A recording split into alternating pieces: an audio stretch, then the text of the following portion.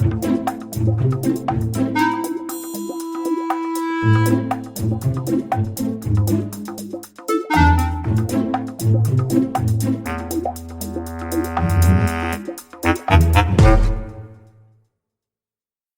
everybody, welcome to Behind the Scenes. I am your host, Ben Kittle, and sitting to the right of me... Ah, you're so thrown off by direction.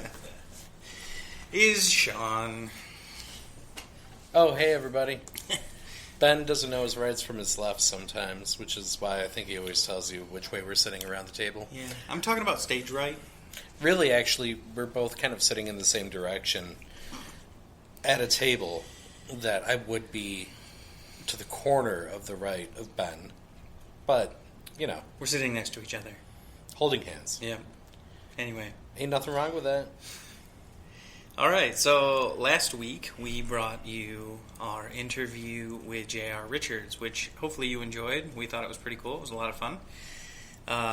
This week, we had the opportunity to sit down with JR's wife, Min Reid, who is a filmmaker, and we had a nice little discussion with her. We talked about some cool things. So without further ado, we shall get into our interview with Min Reid. I-do. So anyway, once we get into this, we're in, my friend. All right, we're in. So we're currently talking with Min Reid, who is a director, producer. What else? What else is on your credits? Well, I think any filmmaker, independent filmmaker, is pretty much everything and anything, and that's part of the beauty of it. Really, is that you understand how things work because you have to create it, particularly if you're not funded, or if you have clients, you have a budget, so you have to work within that. Mm-hmm. And often you end up doing a little bit of everything. You don't have enough in the budget to have a creative director or an art department, or a casting director won't take the project on because they're A, too busy, or B, the budget isn't enough. So you end up doing a bit of everything. And a bit of everything. Yeah. It's the wearing of different hats, but that actually, ends up being a wonderful thing. Wonderfully frustrating sometimes, I'm guessing, but, a wonderful thing. The amount of knowledge you end up getting out of that is kind of awesome. Not to overuse that word. I'm very particular, as a very quick aside, I'm very particular about the fact that of overusing awesome. Or any of those Trumpyisms, and it's terrible that they're going to become kind of that over-the-top bit. And I don't know if we're going to skew political or not, but I apparently just did. So I will be going further into my adjective bag, I guess is a good way to put it. Brilliant. But yes. So we should also mention that not only do you produce and direct and edit and everything from behind the camera, you've actually been in some of your videos as well. Yes. So we can't forget that. Director, producer. exactly. Doing an Alfred Hitchcock appearance. So, effectively, Min, what started you on the idea of film, of cinematography? What led you to making movies? The very generic opening. I think if you look back on my whole career, it's been quite different. But I started off when I was when I graduated high school. I was quite young when I graduated, so I was actually approached by Vogue to go and model in Paris. I used to model, and then so I didn't do that, but I did model for quite a while, and I just didn't like being in front of the camera, particularly as a model where you don't get a lot of say. You're just told what to do and how to look and stand and et cetera, et cetera. And I think that, I was interested in film way back then, but as a model, you're sort of perceived and put into this little box, and it's quite difficult to get out of it. Well, was then. Yeah. And then I think the turning point of that career was when one of the photographers was chatting to me about something, and he actually said, wow, you actually do have a brain. So after that, I thought, maybe this is not for me. And I never really enjoyed it anyway, but it was good money before I went to university. Yep. And so then my career changed, and I went into into gaming, into the high-end gaming, and went into the legal side of that, and got. I won't bore you with the details on that, but changed the gaming law in Brussels, and then worked for the Ritz, the owners of the Ritz in London, and got them their license, but on the legal side of gaming. So that was much more corporate orientated and branding. But then I have, when my son was diagnosed actually initially with autism and bipolar, my career sort of came to a grinding halt because he was actually quite ill. And he was about 5 years old. I decided I just actually could not continue to do the more corporate side of things. And anyway, I went back into the arts and became, well, I was a photographer, but I worked for Ford models, not Ford cars. Subtle difference. In the US. Yes. Yeah, exactly. Because I've had this conversation with many people. We talk about Ford and they talk about this awesome model and they're literally talking about some a car. Yeah, they're talking about the Fiesta. Exactly.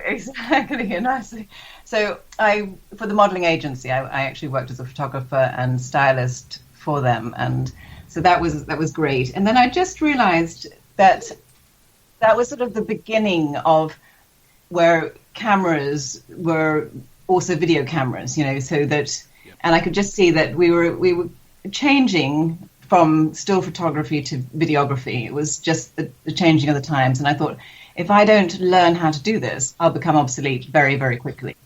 Because, pretty much everyone can be a photographer nowadays. So, and I actually was also a sports photographer, and I worked for Amgen in California on their professional bike races, and we went to Rwanda, and I've shot a bike race there and a humanitarian and all this sort of things. So and when Jay and I got together, we decided that we actually wanted to spend the rest of our working lives working together and making sure that because we met each other later in life, we would have loved to have been college sweethearts, but unfortunately that wasn't the way it was. So, and obviously him being an artist, and so we just sort of crafted my skills around him and around the artists that he was producing for. So that's really how, in a very sort of long about way, I got into film, and then it just sort of blossomed from there, really. Oh yeah, and it's always wonderful to see, the couples that can not only have a professional ability together, but also, continue with their personal relationships. It's something that is not seen as much today, at least out in the open. Otherwise, you find people having a very professional career, or even some of my friends have been in the arts. It becomes a very difficult thing. But right. It's awesome to see. I did it again. It's got to go away. But with that as well, like the professional sports photography, actually, man, if you don't mind going back for a second, is so terribly difficult to do because you have to deal with such short shutter speeds. And being in the correct, sometimes dangerous place. You did say you were doing motorsports as well, right? Motocross? Actually, no, it wasn't motocross. So it wasn't as exciting. It was actually, that's debatable. It was professional cycling. So well, even so, that puts you into cyclists, not motors.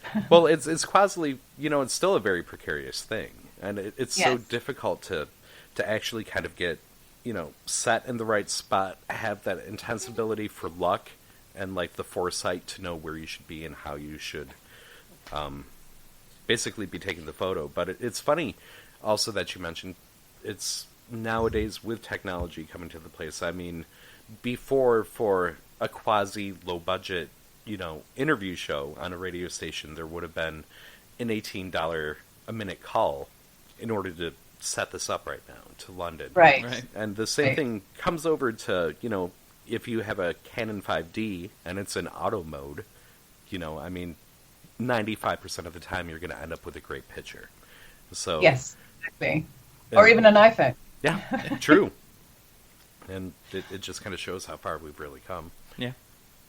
Which is brilliant. I love that. I love that everybody. And my son, is a fabulous photographer, and I just, I look at. Actually, we've got 4 sons, but as in one case, Oliver has this incredible eye, and even with an iPhone, he can capture things that I just would never have composed in that way. And it's just amazing that it's making young kids appreciate art, and they, even if it is their objective is to get likes or whatever they're out to get on Instagram, but I find it phenomenal looking at some of these kids' pictures that they've taken. I think it's extraordinary how the world is becoming more artistic in that way. Yeah.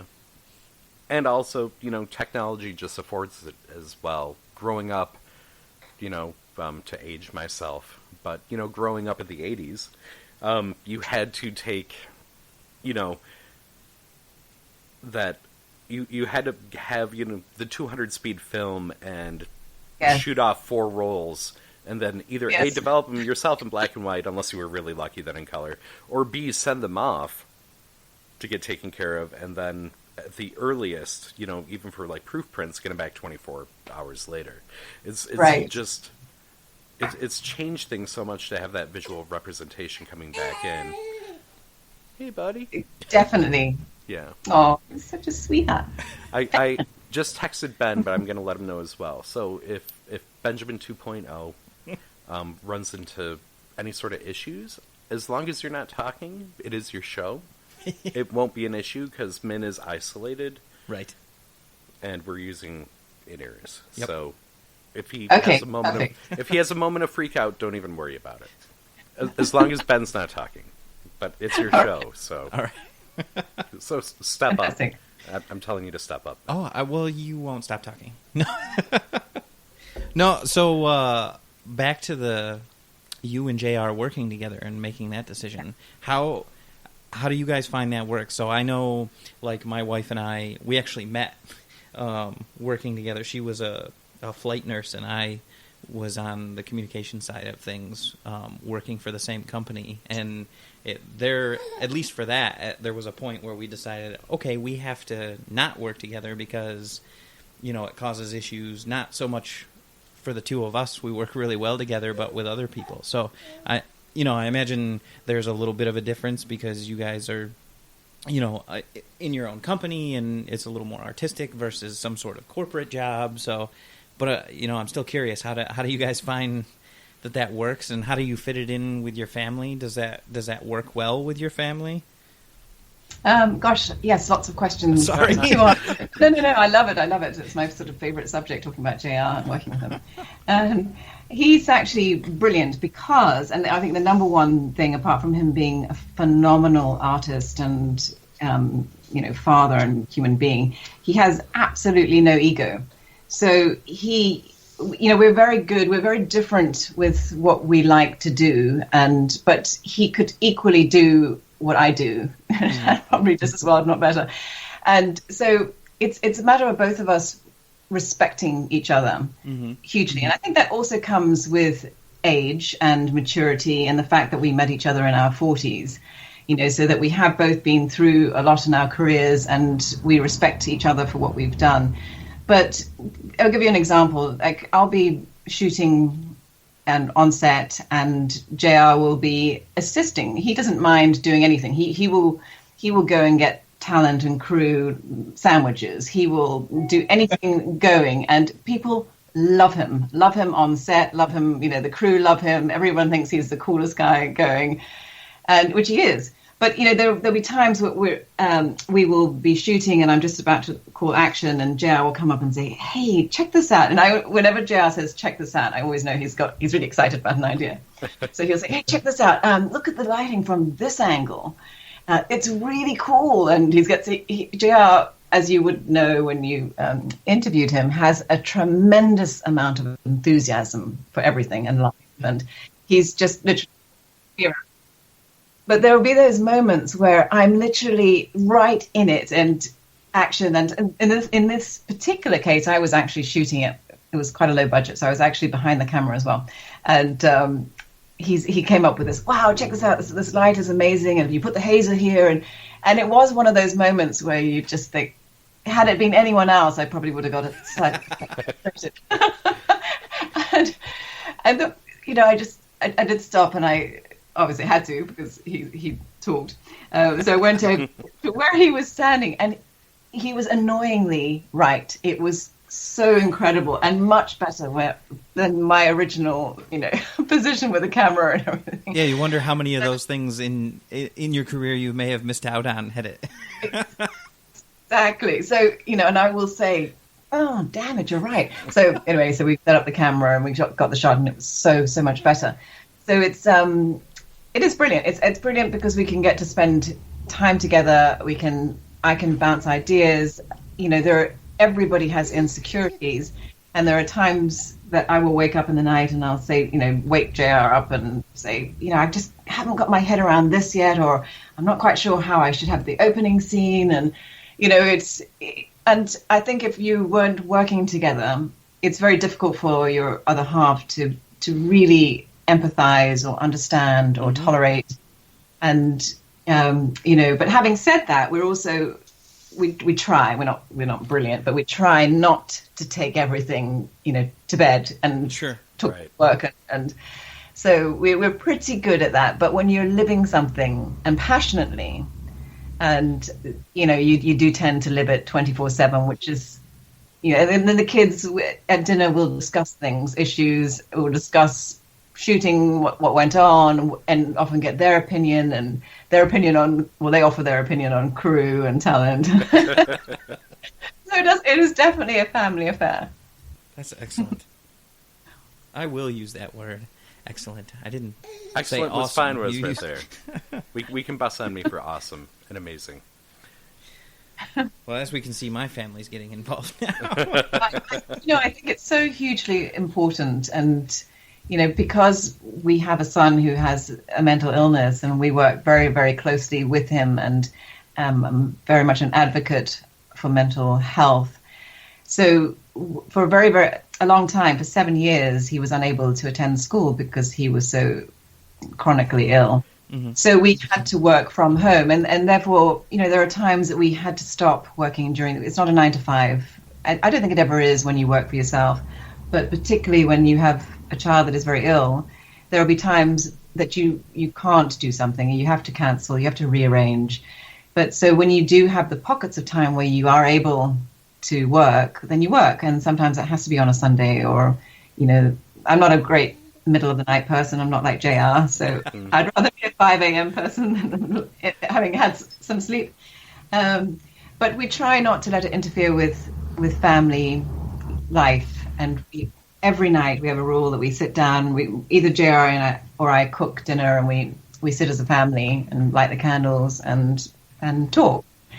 And so we take that break, but it's difficult. It's really difficult to not to just become too involved. And sometimes our kids will say, "Can we just not talk about music for a bit?" Yeah. Just not. Let's talk about CS:GO or whatever Ollie seems to be playing at the time. So, but it's good. It's great. I don't know if I answered all your questions or if I went Perfectly. off rambling. No, it's perfect. So, speaking of your son and the mental illness, and you guys put together. I was fortunate enough to see this video that you sent over, and that you guys put together for. It was a conference on schizophrenia that yes, was correct. put together about your son, and I don't know if you want to talk about that. And beautiful video. It again was one of yours that I watched and totally tugged at the heartstrings, and I found myself crying at the end, and it was beautiful, and I wanted to know more, and I fell in love with your family over this whole thing. So I'll stop talking. You can talk. Oh, bless. Thank you. Well, yes, it all came out really. Dom, our son Dom, was diagnosed with early onset schizophrenia at 10 years old, which is hugely unusual. I mean, incredibly unusual. It's 2 in 1 million are diagnosed under 14. He was even rarer because he was treatment resistant. So everything we tried, his symptoms kept breaking through. And just to understand schizophrenia, his life is filled with delusions and hallucinations, both visual and auditory, and this is, horrific for anyone, let alone a child. Right. We, in my quest to find out the best help and what to do, I mean, I had no idea what, about any sort of mental illness before. And anyway, so I did find this organization called SIRS, which stands for Schizophrenia International Research Society. And it is, you have to, have be PhD or a psychiatrist or a doctor or a brain researcher or such like. You have to, be in the medical industry to be part of this organization. Mm-hmm. And anyway, so I contacted them initially, and when Dom was 10, and asked whether I could attend one of their conferences in Florence in Italy to find out more information, because I wanted to know, what I could get done for Dom, because we lived in Santa Barbara in California at the time, and there was literally nothing available for this sort of psychosis. This they call it the cancer of mental illness, and it really, unfortunately, is. So I asked whether I could attend this conference in Italy, and they said, sure, but you'd be the first layperson to ever come. Oh, wow. And so I flew to Florence and attended 5 days, and I just thought to myself, if I can assimilate 5% of what these people are saying, then that will be brilliant.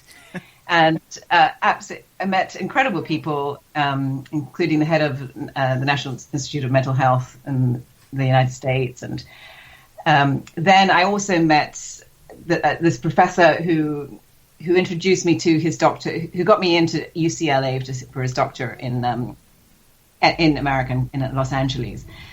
But through all this, Dom was then featured on a Discovery documentary called Born Schizophrenic, which, I think it was nationwide and on the Oprah network and TLC and whatnot. And then so through all this, it was the producers there wanted to do an episode on Dom. And so JR and I said, he's 10, and I don't like how a lot of mental health, particularly in children, is represented on TV, particularly on mainstream TV. They want the shock, they want the drama, they want to have all the, if a child is having a fit, they want to concentrate on the fit. They don't want to concentrate on the health, the mental health. It's always the illness side. And so we said, well, okay, what's our objective for going public with this? What is in it for us? And we have to one has to look at one's own sort of motives. And I said to JR, we have to respect the privacy of our son. And for all these kids that we were coming in contact with that had, incredible challenges in life, the number one thing for us was to show respect to them as people. And if we were going to speak as advocates, then we must show that to reduce the stigma would be our ultimate aim. So whether it's reducing stigma in autism or schizophrenia or bipolar or any disability or, illness or infliction. So we put together a 20-minute sort of pilot short documentary trying to summarize what the illness is, and what happens to the child that has the illness, and how as parents it affects us, and how as a child we wanted Dom's personality to come through and all his achievements. Despite all these incredible challenges in his life, he was still able to write music, both lyrics and the music, and record, and JR produced, and despite all those awful challenges, he could still come out with this incredible beauty. And that we wanted people to see Dom as Dom and not a schizophrenic child. Or, Sure. I even had a friend of mine supposedly say that perhaps Dom should not come to school because he would be a danger to the other children in school, because she had read that this is, children like Dom will inflict, want to shoot the school up or something like that. And, and this person actually went to Harvard. She was very well educated, but just people that are just not educated in mental health. Right. And so we really became very passionate about trying to reduce the stigma. And so then we put this documentary together because we could somewhat control it. Mm-hmm. And we didn't want it to be hard hitting. We just wanted it to be empathetic and respectful to our son and to other kids with the illness. Yeah. Well, it was beautiful, and thank you. I came out of it feeling like I knew a little bit more, and I'm sort of at this point in my life where I have a 7-month-old son, and he's given me a chance to look at things a little bit differently. And I'm trying to look at the world with a little more compassion, a little more open-mindedness.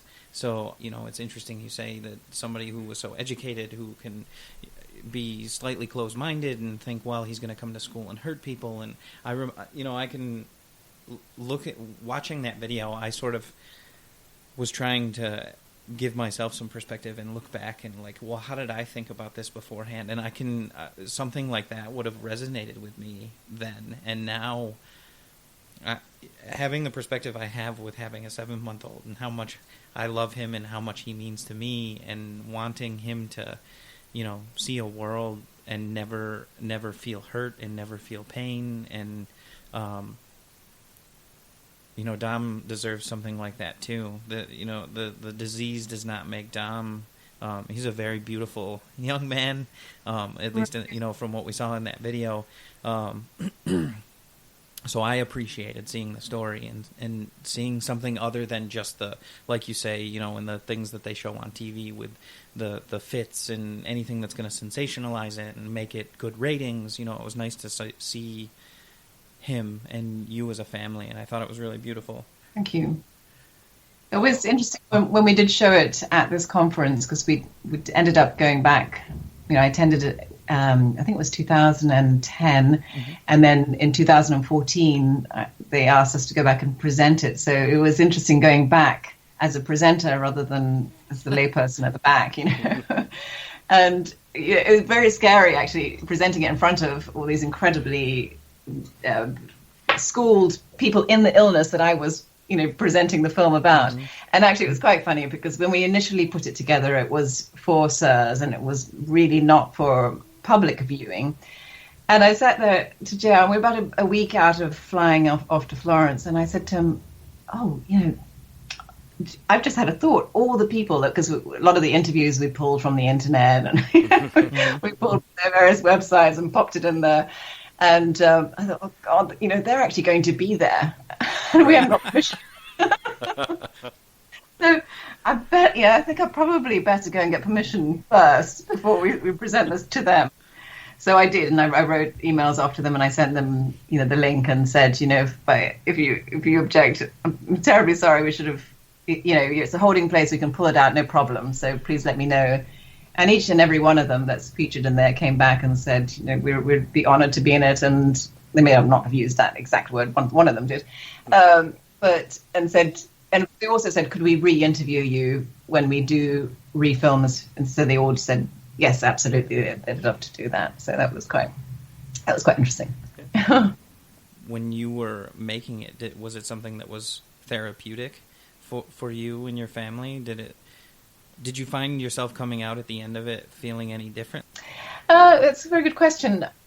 It was, I don't suppose, therapeutic. It's cathartic in some ways because, when you do film, a lot of the filming we did was with the first iPhones that came out.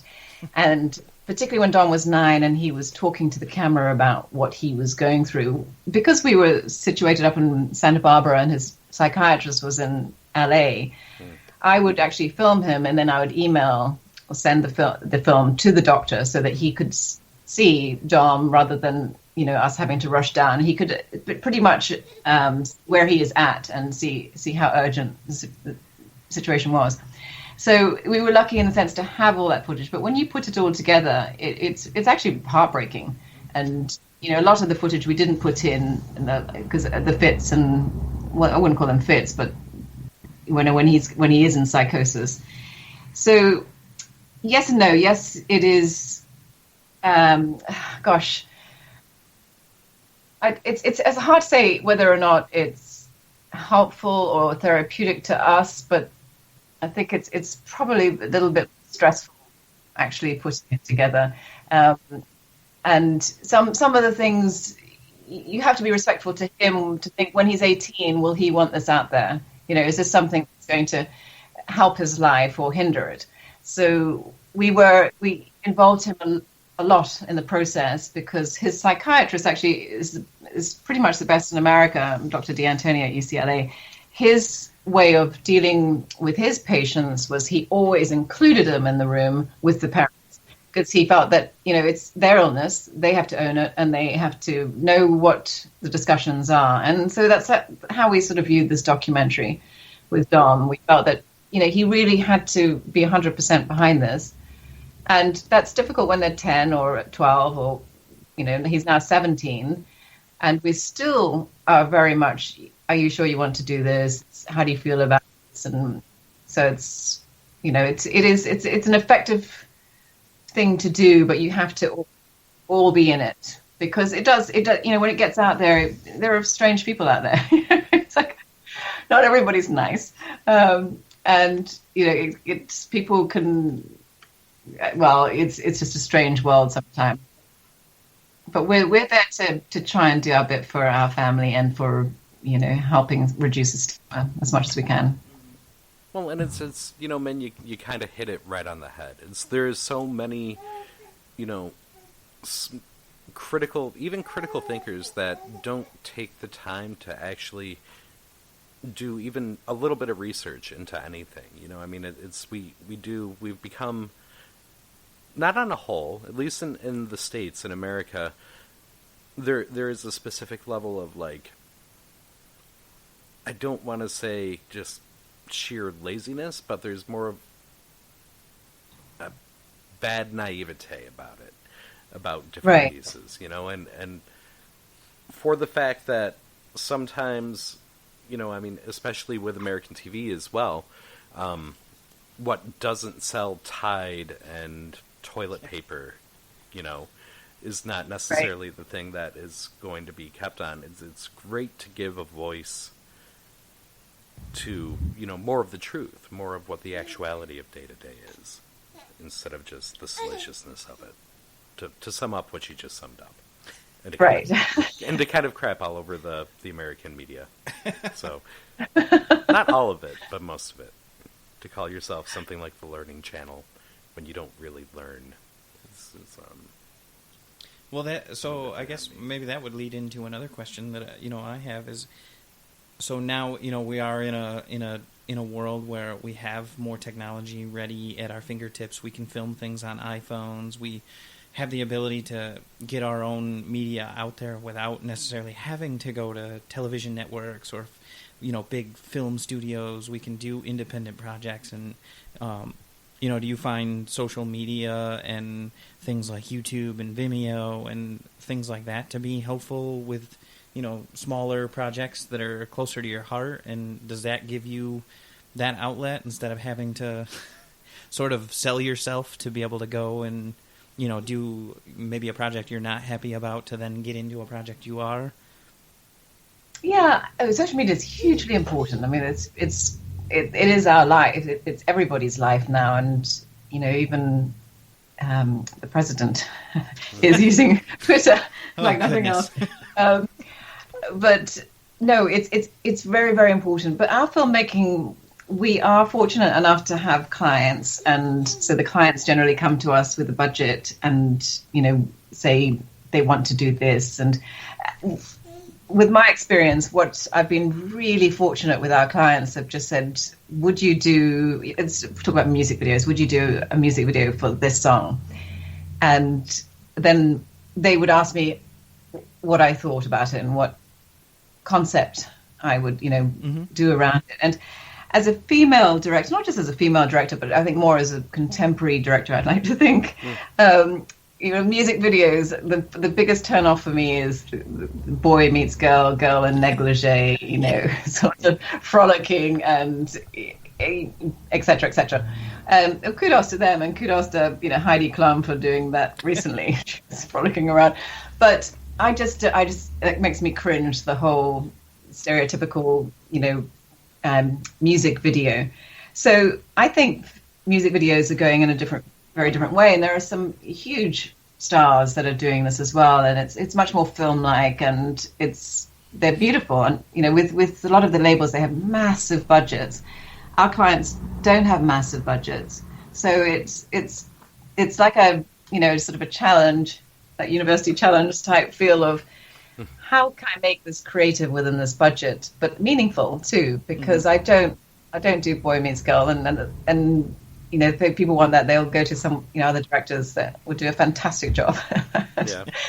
So it's just looking at different.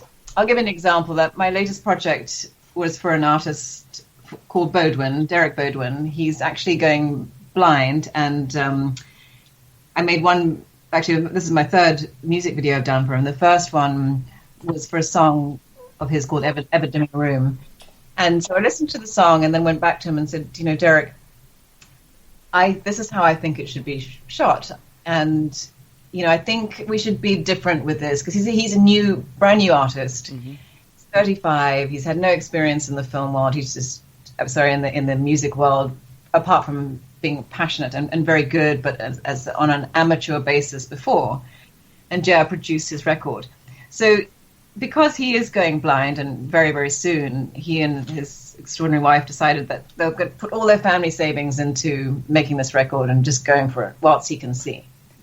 So I said to them, well, why don't we do this music video it's called Ever Dimming Room, so it's about seeing his children for one last time before he loses his sight. And this is actually hugely emotional and beautiful.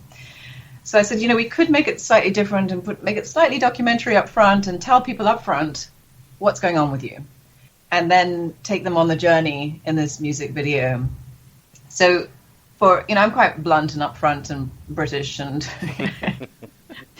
and he was very quiet about this, and he went off for a while, and then he came back, and he did say this is very difficult for him because he hadn't really spoken about his blindness publicly. Mm-hmm.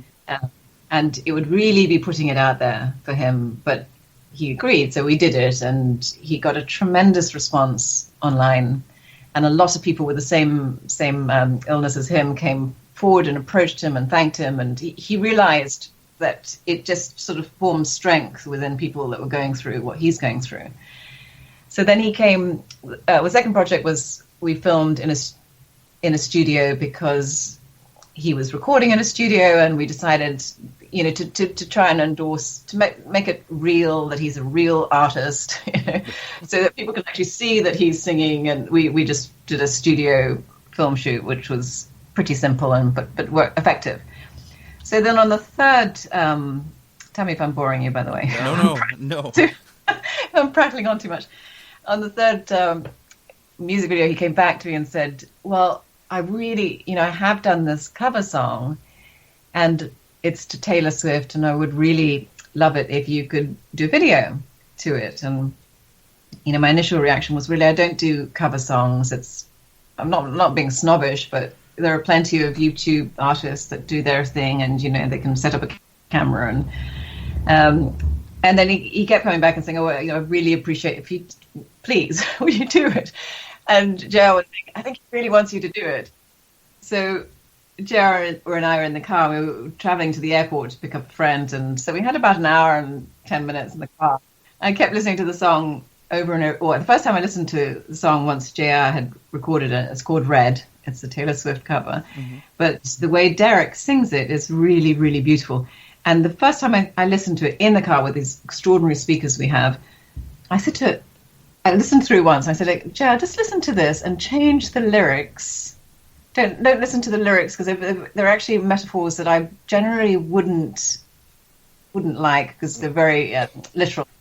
I think it's like loving you is like driving a Maserati down a dead end street, things like that are very, oh gosh, I don't really want it. And JR's lyrics are pretty much the opposite. They're generally are beautiful and poetic, and everybody can apply it to anything in their lives. It's not sort of set in stone. Yep. So, but I said to JR, listen to this song again, and listen to it with Alzheimer's in mind. And then he listened, and I get goosebumps now, because we both just said, wow, it's almost as if Taylor Swift and her Taylor Swift camp wrote this about Alzheimer's. Mm-hmm. So that I got excited, and I said, okay, let's Skype Derek, and I'll definitely do this, but this is how I think it should be done. I think it should be done as a film, a short film, and focusing on Alzheimer's, and actually a short film scored to the music as opposed to a music video. And then and I don't think he should be in it either. So, yeah. I was a saying, wonderful thing to always tell the artist, Yeah, he said you can't tell an artist that. As an artist, I know you can't tell an artist they can't be in their own video. But that's what I said to Derek. And Derek came back and said, you're right, even though it hurts me a little bit, but I think you're right. So anyway, so we filmed Red, and we've actually filmed it as a short film. And so basically, the client will get two things. He gets a music video, which actually acts as a trailer. Thank you. Trailer, yes. A trailer to the movie. So we've shot a short film called For the Love of Fred, and from that we've edited Red, the music video. So it's a little bit different.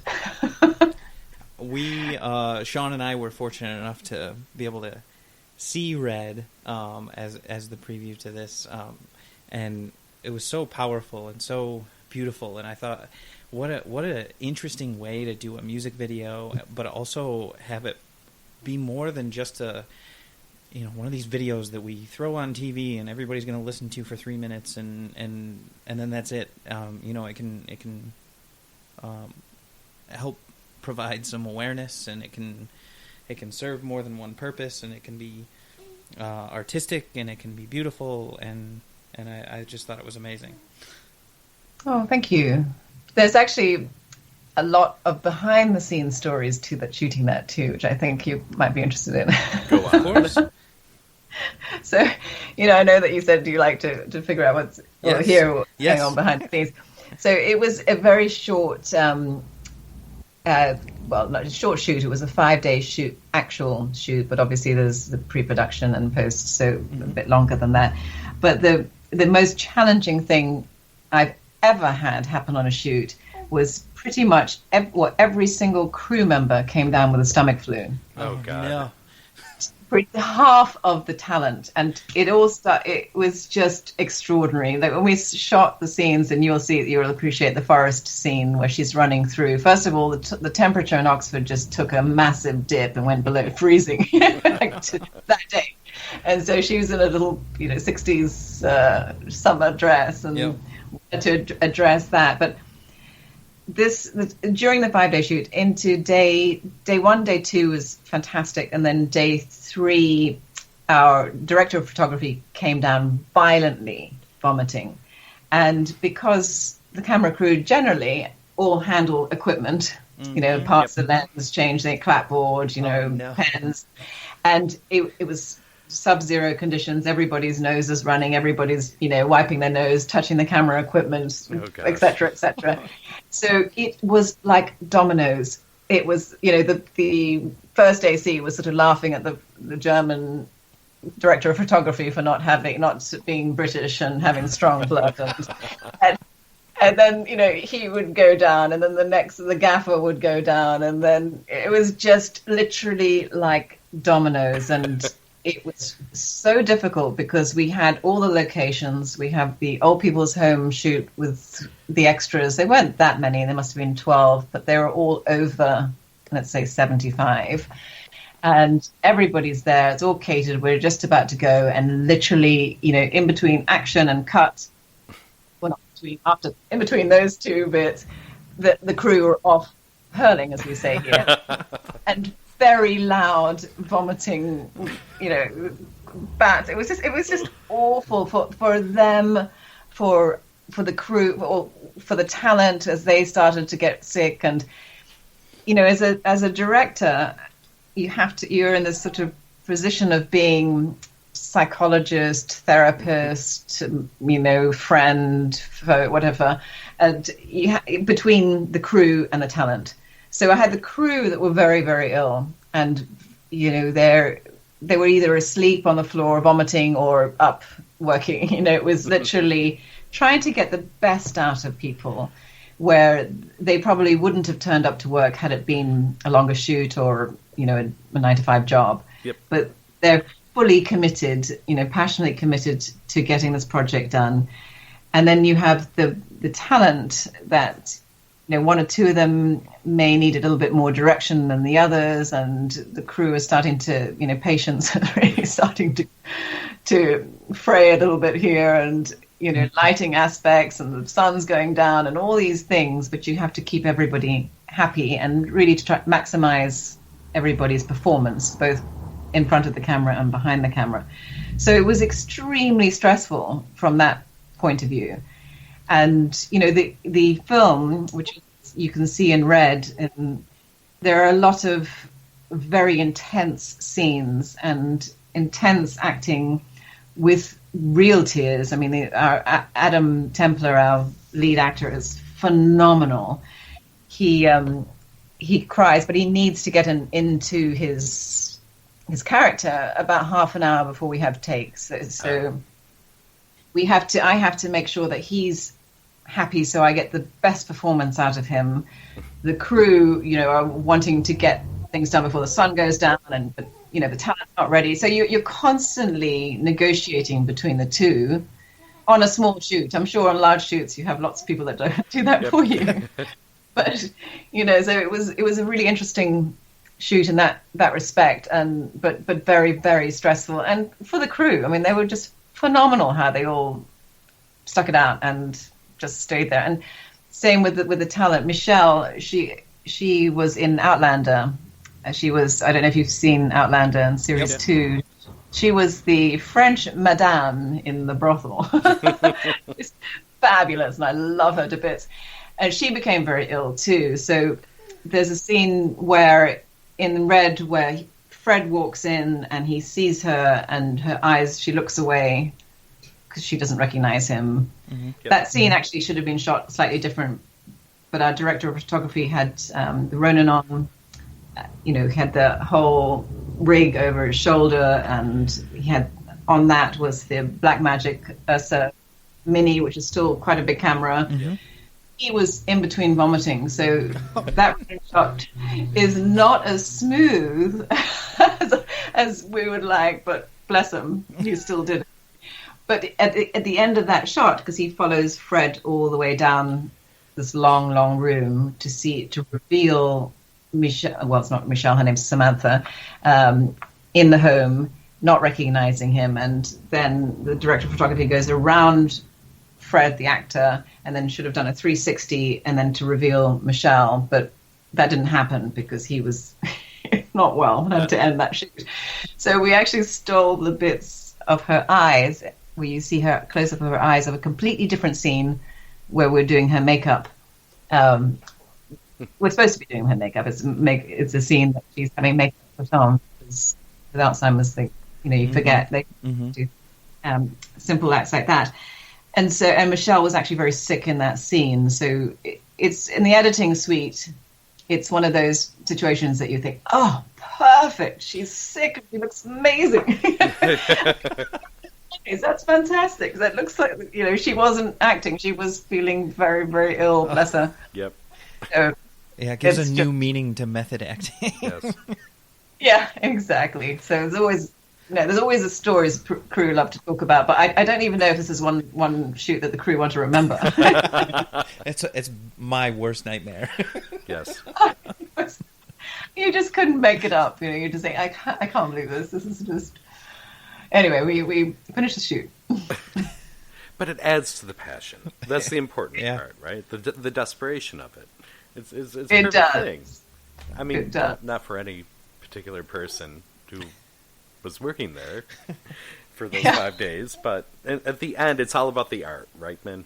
It's all about the art. Yes, it's all about the art, and I think you mentioned, Ben, that you noticed JR's sideburns. I did. That was what gave it away. I was like, "Yep, that's him," and yep, and that's Min. I have to say that when I actually put together the script for a short film, up to 1 hour, you can, there's a lot of dialogue, so you can get in within an hour a whole story of someone's whole lifetime. Because we wanted to, I got in touch with Dementia UK and Young Dementia, which handles early onset dementia, and had long conversations with Young Dementia, and they basically, because it's a hereditary illness, the one that Samantha in the film has. So we had to get across that she had a very successful, fulfilling life, albeit short. But in a short film, you can do that. In a music video, it's almost impossible because you are restricted to time, lyrics, on the beat, having something that makes some sort of visual sense to what you're hearing, not just. So we, in the script, I wrote that, why is she in a home, and she's only 52. Why is she there, and why did she get there so quickly? And in a film, you can develop the story and you can understand why, but in a music video, we had to bring the police into it so that she was becoming, a danger to herself and other people. Yep. And so then it was very interesting from a filmmaker's point of view. We had to go about getting the real original police uniforms in the UK. Mm-hmm. So there's only a couple of companies that do it, and you have to be a registered film company in order to get uniforms from the police, obviously, because But impersonation would be so much easier otherwise. If you wanted to run around. Exactly. So we did all that, and we went through the whole vetting thing, and then when we received the uniforms, it was ridiculous. I just became this other person. I just pulled out this uniform. And everything is real about it. Every single bit is real, and it's just extraordinary. I just, sort of put on a selfie, which I don't normally do, but I just thought, okay, I really am enjoying this too much. This whole persona came, JR was recording, and I went into his studio wearing my whole outfit. I just didn't want to take it off. It was ridiculous. So I cast myself because I thought, no, this is too good. I can't let anyone else have this much fun. It was really, really very funny, and we laughed about it because when I am the WPC, woman police constable, sitting at the table with her, I do have the monitor, which is actually slightly in the scene, which is annoying, but. And so I'm looking down at the table and I'm looking at the monitor and sort of directing from turning and saying, JR, move to the right. So it was a lot of fun. That bit was fun, I have to say. You got in the shot and behind the shot all at the same time. So, Min, what do you have on the stove? What's coming up? That's very interesting. We're still finishing up the short film for the Love of Fred. And then on this more serious side, I'm working on a 6-part documentary with a friend of mine who's multiple BAFTA award-winning documentary maker and Emmys. And we're actually in the process, or she is in the process of liaising with BBC about that. And that's a series about isolated kids with mental illness that, and their lives from their point of view, and they'll sort of be, it's an interesting concept. So I'm working on that. And I'm currently working on a music video for another client. And then I'm working on the Dom's documentary as well. And also, I've got so many things for JR, poor thing. He tends to sort of get put to the bottom of the pile. Because we have some awesome videos coming up for him too. Awesome. Yep, it's always difficult to prioritize, and especially, when it's more of the independent approach where you end up, with many things on the board. I have a work board at home for different stuff, and it's like 18 different projects moving at the same time. I need my own personal project manager occasionally to make sure it happens. You definitely need a producer. Yes. Completely. Yes, it is. It's prioritizing, and you have to pay the bills as well. So, we're lucky to have incredible clients, and they become friends. They always become close friends because we just work so closely with them. And so we prioritize projects around our clients' deadlines, at the moment, we have Derek Goodwin, who's waiting to launch Red because of all the fiasco that's going on in social media. It's impossible to launch anything for an artist right now because it'll get buried under the next amazing story that comes out. As an American, I apologize. As do I. Yes, it's just, oh gosh. It's just amazing. It's scary for the world, I think. That's the main thing. Yeah. We're just hoping it implodes beforehand. I think is the general semblance. It almost has to. I mean, I actually met Donald Trump in 1995 at a dinner in Hong Kong with the Chinese leaders, in the sense of the Hong Kong tycoons, the top Chinese leaders, and he was very gracious and very charming and nothing like what I see now. So I don't know what happened between then and now. Reality television. I'm guessing that's it. Yeah, it's just wow. Yeah. Gosh. C'est la vie. Resist. Yeah. All right. Well, we don't want to take up too much of your time. I cannot begin to express how much I appreciate you coming on our show and taking the time out of your day, and JR taking the time out of his day as well.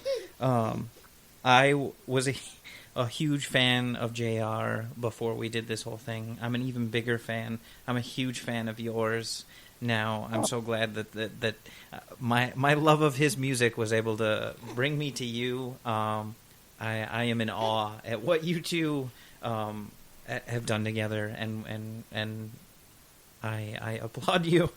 As a new family over here with a 7-month-old and my wife just worrying about the three of us, and I'm overwhelmed every day and having to do this. I cannot imagine, you guys with 4 and your 2 amazing careers and everything that you're passionate about and want to do. So I'm in awe.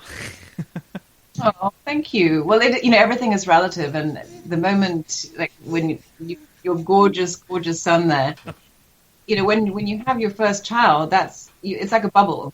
Your world becomes, it's hard to, and sometimes you don't want to break out of that bubble because it's a lot nicer than what's going on. But as life throws things at you, it's interesting, and how you handle it is interesting. And that's why JR really coming into my life with all my baggage. It's just extraordinary.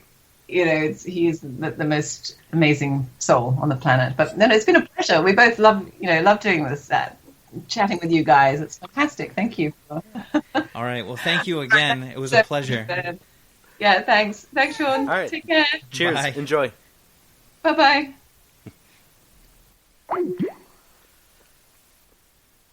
And that was our interview with Min Reid.